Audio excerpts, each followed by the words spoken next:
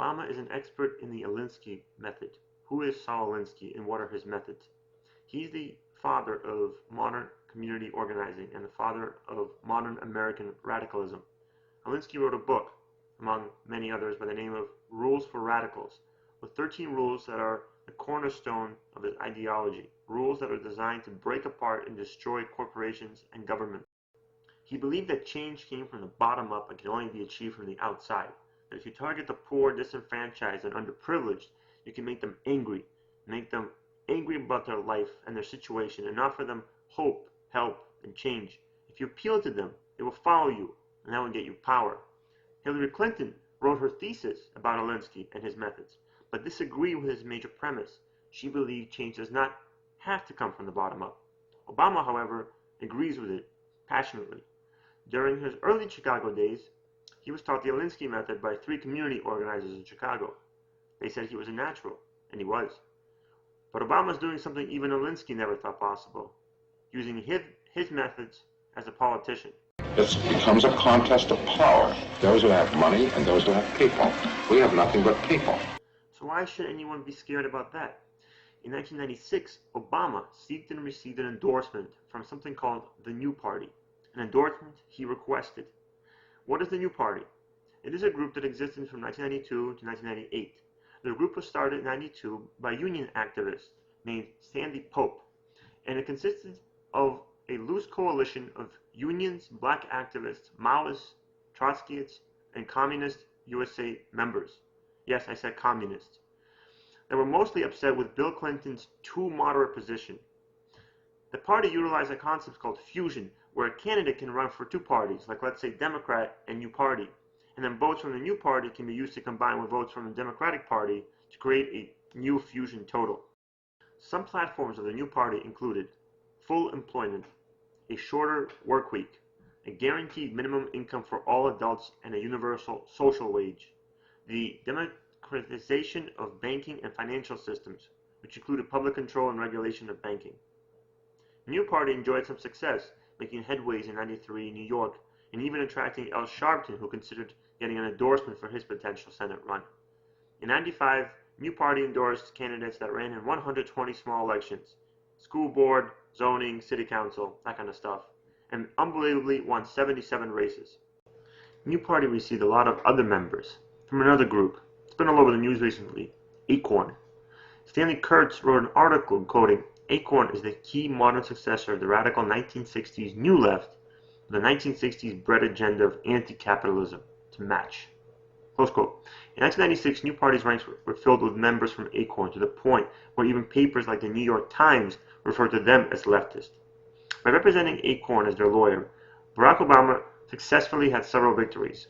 One came in '94 in a Citigroup lawsuit where they were suing the bank for not lending to African Americans. This was 1 year before the Community Reinvestment Act was strengthened to allow litigation against banks for CR8 violations. In '95, Obama and Acorn won a lawsuit against the state of Illinois, alleging that it was too hard for the poor to register to vote. The victory of the lawsuit expanded ward boundaries, where he was able to campaign more effectively using Alinsky-style agitation methods. Of course, you will not hear about this in the mainstream media because Obama's campaign will do everything to ensure that these ties do not exist. But New Party required him to sign a contract, and he did, a contract that ensured that he'd be loyal to them. In '96, he won the state Senate district with the endorsement of New Party, but not because of his positions, but because his opponents did not have valid signatures. Obama was a tough guy. After he won and entered the Senate, he returned the favor by voting along radical left lines. He opposed the Born Alive Infant Protection Act, allowing infants to die, opposed legislation to ban pornography sales near schools or in places of worship. He supported the idea that criminals can sue victims if the criminal gets injured due to self-defense by the victim.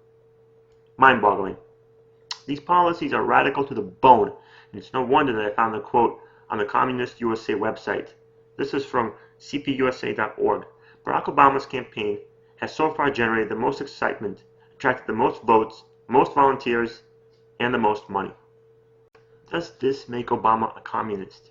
Not necessarily, but the fact that he appeals to the most extreme and radical elements of our country is very disturbing. Now, everything he says must be examined under a different prism. A viewer of mine, Jerry in Texas, Semper Fi, brother, pointed out that he heard something disturbing in one of his speeches. I happen to agree. We cannot continue to rely only on our military in order to achieve the national security objectives that we've set. We've got to have a civilian national security force that's just as powerful, just as strong, just as well funded. Let me spell it out. He wants to have a massive internal military force that is as well funded as our military. We're talking hundreds and hundreds of billions of dollars. Why do you need such a strong internal force to fight the internal enemy? Guys, he's proposing that we vote and create Mussolini's black shirts and Hitler's brown shirts. He's basically telling you what he's going to do, and we, the brainwashed Americans, are going to vote him right into office. Here's a glimpse into the future. Yes, we can. Yes, we can. Yes, we can. Yes, we can. Yes, we can. Yes, we can. Yes, we can. Yes, we can. Yes, we can.